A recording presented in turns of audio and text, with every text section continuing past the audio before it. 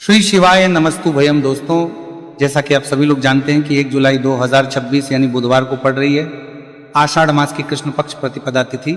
और दोस्तों, यह वह तिथि है जो आषाढ़ मास में पड़ने वाली सबसे बड़ी तिथि है, क्योंकि ये आषाढ़ मास में पड़ने वाली है और इसका बहुत ही बड़ा और विशेष महत्व होता है। पूज्य गुरु जी ने कहा है कि अगर कभी भी मौका लग जाए और आषाढ़ मास की प्रतिपदा तिथि बुधवार को पड़ जाए तो आप लोगों को 7 हरा दुर्वा का उपाय तो अवश्य ही करना चाहिए। इन दोनों का संयोग बहुत ही कम आता है।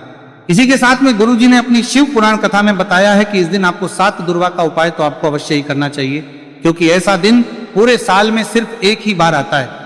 और दोस्तों, आप सभी लोग जानते हो कि बुधवार का अगर सबसे करने को लेकर आता है बड़ा उपाय है तो वह 7 हरा दुर्वा वाला उपाय है।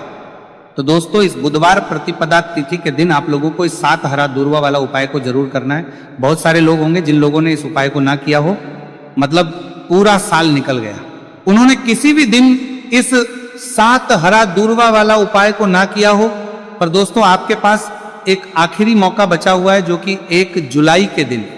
तो इस दिन आप लोगों को इस वाले उपाय को जरूर कर लेना। भले ही आपने पूरे महीने भर इस उपाय को ना किया हो, पर अगर आपने इस आषाढ़ मास के बुधवार प्रतिपदा तिथि के दिन अगर इस वाले उपाय को कर लिया तो आपको इस उपाय को करने का वो फल मिलेगा जिसकी आपने कभी कल्पना भी नहीं करी होगी। इसीलिए आप लोग इस वाले उपाय को एक बार जरूर कर लेना है, ताकि आप लोगों के हाथ से ये प्रत्येश को मौका ना जा सके और आपको इस उपाय को करने का फल मिल सके। दोस्तों, ये उपाय पंडित जी ने अपनी अभी ही शिव महापुराण की कथा में बताया है, जिस उपाय को आज हम आपको बहुत अच्छे से समझाने वाले हैं।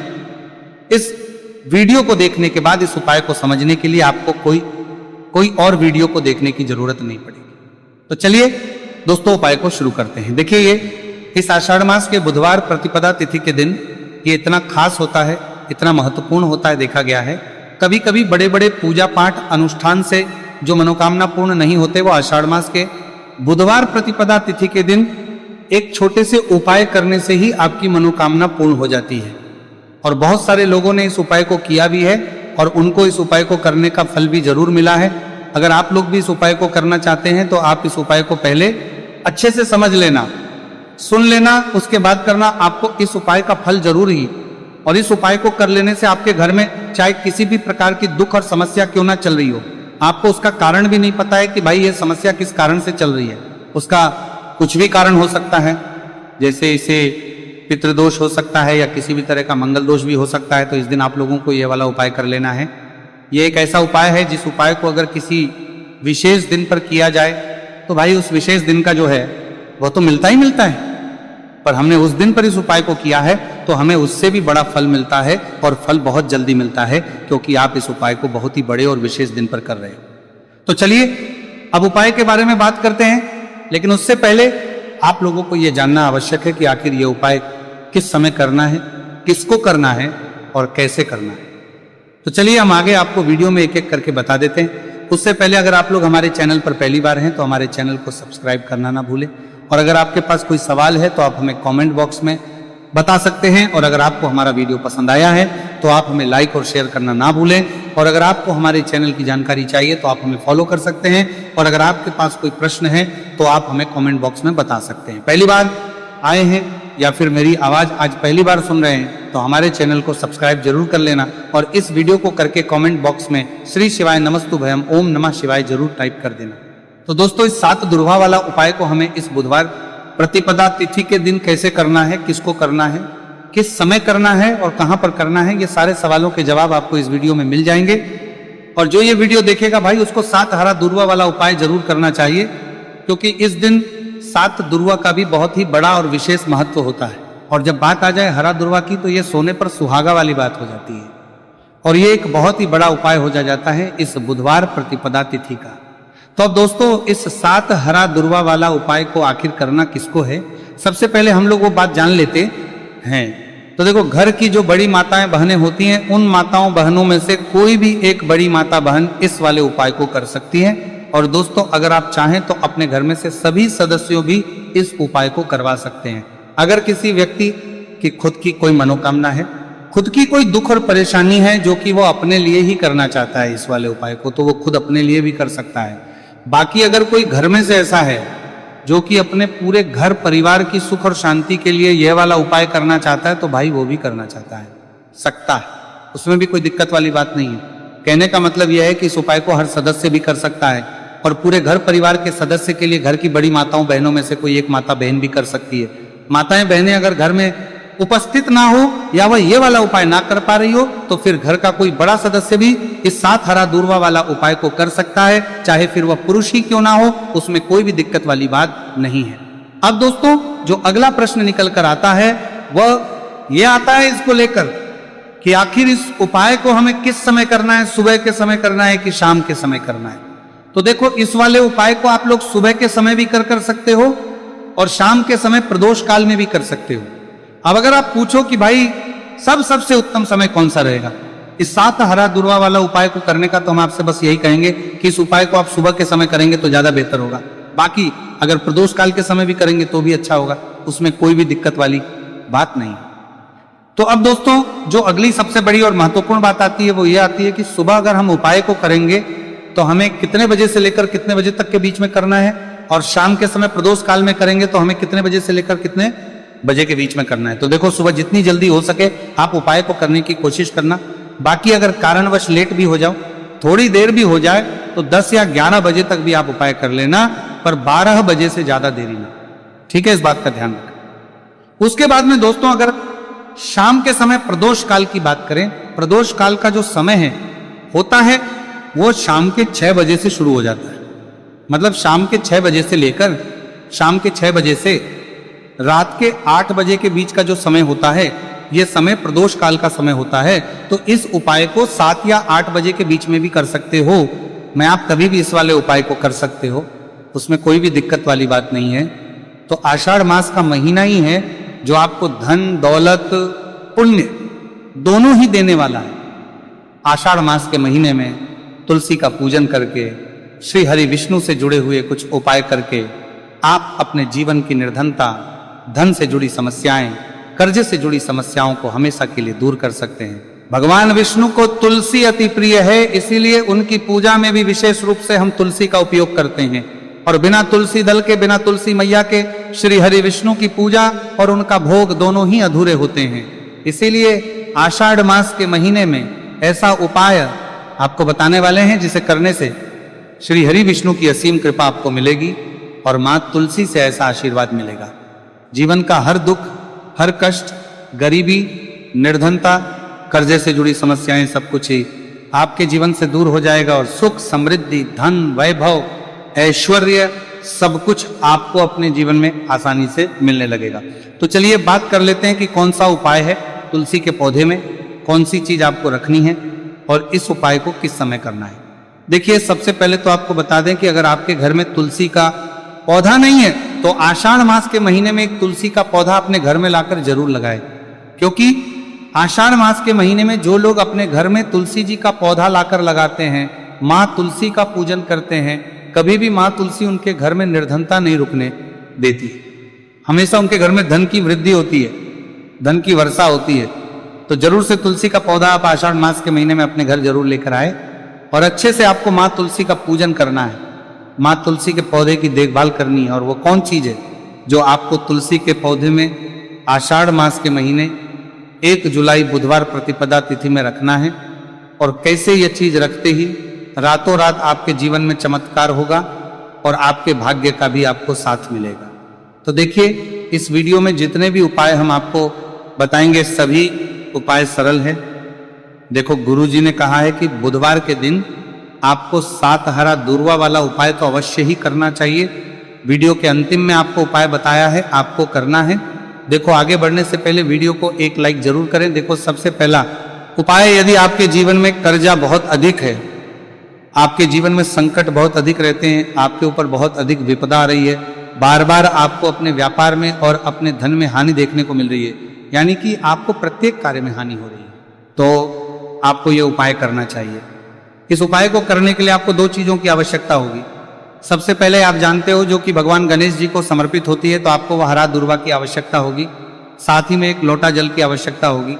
और आप जब भी उपाय को करें, जिस दिन भी आपको करें, तो आपको प्रातः कल सुबह ही सुबह वह करना है। इस बात का विशेष रूप से आपको ध्यान रखना है, ठीक है। तो आपको 1 हरा दूर्वा लेनी है। अगर आधा हरा दूर्वा भी मिल जाती है तो भी कोई दिक्कत नहीं है, बस आपको हरा दूर्वा है। अगर ज्यादा ना मिले तो उस स्थान पर एक हरा दूर्वा भी ले सकते हैं। हरा दूर्वा आपको आसानी से कहानी पर भी मिल जाएगी। बस याद रखिएगा शुद्ध दूर्वा, और मतलब उसे शुद्ध करके ही उपयोग में लीजिएगा, है ना। तो आपको करना क्या है, एक हरा दूर्वा या एक से ज्यादा भी हरा दूर्वा आप लोग ले सकते हैं। तो एक हरा दूर्वा अपनी ले लीजिए, एक हरा दूर्वा के साथ में आप 1 लोटा जल ले लीजिए और इन दोनों ही चीजों को लेकर शिवाजी के मंदिर पहुंच जाइए। जी के मंदिर पहुंचकर सबसे पहले आप शिवाजी के पास में बैठ जाइए। शिवाजी के पास में बैठने के बाद जो शिवाजी की शिवलिंग होगी, शिवलिंग के ऊपर सबसे पहले आपको यह दूर्वा को समर्पित करना है। दूर्वा को कुछ इस प्रकार से समर्पित करना है कि जो दूर्वा की दांडी का मुख होगा वह जलधारी की तरफ हो, जहां से जल नीचे करता है ना। और जो हरा दूर्वा का मिला हुआ भाग होगा वो अपने आप शिवाजी के पीछे की तरफ हो जाएगा। ठीक है, तो इस प्रकार से ये हरा दूर्वा का ये दूर्वा आपको भगवान शिवाजी का शिवलिंग के ऊपर समर्पित करनी है। और जो 1 लोटा जल आप अपने साथ लेकर आए हैं, इसी दूर के ऊपर भगवान शिव जी के शिवलिंग के ऊपर एक धारा से आपको समर्पित कर देना है। ठीक है, अब यहाँ पर देखने बात यह है कि ये उपाय इस व्यक्ति को करना है जिस व्यक्ति की नौकरी नहीं लग रही हो, जो व्यक्ति परीक्षा में पास होना चाहता हो, तो इस व्यक्ति को अपने हाथों से इस उपाय करना है, तभी उपाय कम करेगा। ठीक है, उपाय को करने के बाद आपको 3 महीने उपाय आपको कब तक करना है, जब तक कि आपकी नौकरी ना जाए, जब तक आप इस उपाय को नियम के साथ करो आपकी नौकरी जरूर लगेगी। अब बात करते हैं दूसरे उपाय के बारे में। तो देखिए दूसरे उपाय जो है, देखिए इस उपाय के लिए आपको मात्र 1 लौंग का जोड़ा लेना है, यानी कि 2 फूल वाली लौंग लेनी है। साथ में आपको मात्र थोड़ा सा शहद लेना होगा और इसी के साथ में आपको तांबे के पात्र अंदर शुद्ध जल लेना होगा। अब देखिए इन सभी सामग्रियों को लेकर के आपको भगवान शिव के मंदिर में पहुंच जाना है। देखिए ये उपाय आप सुबह से लेकर शाम तक कर सकते हैं। तो बस सबसे पहले तो आपके पास जो 2 फूल वाली लौंग हैं उन्हें आपको शहद के अंदर अच्छे से डुबो है, यानी कि दोनों लौंग पर आपको अच्छे से शहद का लेपन कर देना है। अब आपको जो आपके पास एक लोटा जल है, सबसे पहले तो उसे शिवलिंग पर धीरे धीरे समर्पित करना है और श्री शिवाय नमस्तु भयम इसका जाप करते हुए समर्पित कर देना है। अब आपके पास जो 2 फूल वाली लौंग है शहद से, उसे आपको शिवलिंग पर अर्पित करना है और आपको प्रार्थना करनी है कि जीवन में जो रोग की स्थिति है वह समाप्त हो, जीवन के जो संकट और समस्याएं हैं वह सभी समाप्त हो, जीवन से जो कर्ज की समस्या है वह समाप्त हो। इस प्रकार से प्रार्थना करते हुए ये जो 2 फूल वाली लौंगी शहद संयुक्त इस आपको शिवलिंग पर अर्पित कर देनी है। आपकी जो भी समस्या होगी इस बुधवार के दिन अवश्य ही समाप्त हो जाएगी। तो इस प्रकार से आपको पहला उपाय करना है। अब हम बात कर लेते हैं दूसरे उपाय के बारे में। देखिए ये उपाय आपके लिए सर्वश्रेष्ठ होने वाला है। देखिए इस उपाय के लिए आपको चाहिए होंगे 5 हरा मूंग के दाने, और मूंग के दाने कहीं से भी खंडित नहीं होने चाहिए, इस बात का ध्यान रखें। और इसी के साथ में आपको एक तांबे के पात्र के अंदर अपने घर से शुद्ध जल 1 लोटा जल ले लेना है। अब दोस्तों इन सभी सामग्रियों को लेकर के आपको सीधे पहुंच जाना है भगवान शिव के मंदिर में। देखिए इस उपाय को भी आप सुबह भी कर सकते हैं और शाम के समय में भी कर सकते हैं। देखिए भगवान शिव के मंदिर में पहुंचने के बाद आपके पास जो 5 हरे मूंग हैं उनमें से पहला जो हरा मूंग है आपको शिवलिंग के सामने जो नंदी महाराज होते हैं और उनका जो पैर उठा हुआ होता है वहां पर आपको पहला हरा मूंग समर्पित करते हैं और आपको श्री शिवाय नमस्तु भयम इसका जाप कर लेना है। फिर आपको दूसरा हरा मूंग लेना है और शिवलिंग पर जो श्री गणेश जी वाला स्थान होता है वहां पर आपको ये दूसरा हरा मूंग समर्पित कर देना है, यानी कि शिवलिंग के सीधे तरफ आपको ये दूसरा हरा मूंग समर्पित करना है। और फिर आपको ओम गण गणपते नमः या फिर ओम श्री गणेशाय नमः इसका जाप कर लेना है। तीसरा हरा मूंग का दाना आपको भगवान शिव की सबसे प्रिय पुत्री माता अशोक सुंदरी वाले स्थान पर समर्पित करना। शिवलिंग की जो जलाधारी होती है जहां से जल बह करके आता है, उसी जलाधारी के बीच में जो कहीं कहीं उठी हुई लाइन होती है सांप की आकृति के रूप में, वहीं पर आपको तीसरा हरा मूंग समर्पित करना है और फिर आपको ओम नमः शिवाय इसका जाप कर लेना है। अब दोस्तों चौथा जो हरा मूंग है उसे आपको भगवान कार्तिकेय जी का जो स्थान होता है शिवलिंग पर, वहां पर आपको ये चौथा हरा मूंग का दाना समर्पित कर देना है और आप ओम नमः शिवाय इसका जाप कर लेना है। अब दोस्तों आपके पास जो 5वां और अंतिम हरा मूंग बचा हुआ है उससे आपको उसे जल के पात्र के अंदर डाल देना है और इस हरे मूंग से युक्त जल से आपको भगवान शिव के शिवलिंग का अभिषेक कर देना है। जल आपको बिल्कुल धीरे धीरे समर्पित करते जाना है और लगातार आपको शिव महापुराण के मूल श्री शिवाय नमस्तु भयम इसका जाप करते रहना है। फिर आपको शिवलिंग के आगे बैठकर यदि आप अपने बच्चों के लिए ये उपाय कर रहे हैं, यदि आप अपने बच्चों की बुद्धि ज्ञान और विवेक के लिए उपाय कर रहे हैं, तो उसके लिए आपको प्रार्थना, जो रोग की स्थिति है वह समाप्त हो, जीवन के जो संकट और समस्याएं हैं वह सभी समाप्त हो, जीवन से जो कर्ज की समस्या है वह समाप्त हो। इस प्रकार से प्रार्थना करते हुए ये जो 2 फूल वाली लौंगी शहद संयुक्त इस आपको शिवलिंग पर अर्पित कर देनी है। आपकी जो भी समस्या होगी इस बुधवार के दिन अवश्य ही समाप्त हो जाएगी। तो इस प्रकार से आपको पहला उपाय करना है। अब हम बात कर लेते हैं दूसरे उपाय के बारे में। देखिए ये उपाय आपके लिए सर्वश्रेष्ठ होने वाला है। देखिए इस उपाय के लिए आपको चाहिए होंगे 5 हरा मूंग के दाने, और मूंग के दाने कहीं से भी खंडित नहीं होने चाहिए, इस बात का ध्यान रखें। और इसी के साथ में आपको एक तांबे के पात्र के अंदर अपने घर से शुद्ध जल 1 लोटा जल ले लेना है। अब दोस्तों इन सभी सामग्रियों को लेकर के आपको सीधे पहुंच जाना है भगवान शिव के मंदिर में। देखिए इस उपाय को भी आप सुबह भी कर सकते हैं और शाम के समय में भी कर सकते हैं। देखिए भगवान शिव के मंदिर में पहुंचने के बाद आपके पास जो 5 हरे मूंग हैं उनमें से पहला जो हरा मूंग है आपको शिवलिंग के सामने जो नंदी महाराज होते हैं और उनका जो पैर उठा हुआ होता है वहां पर आपको पहला हरा मूंग समर्पित करते हैं और आपको श्री शिवाय नमस्तु भयम इसका जाप कर लेना है। फिर आपको दूसरा हरा मूंग लेना है और शिवलिंग पर जो श्री गणेश जी वाला स्थान होता है वहां पर आपको ये दूसरा हरा मूंग समर्पित कर देना है।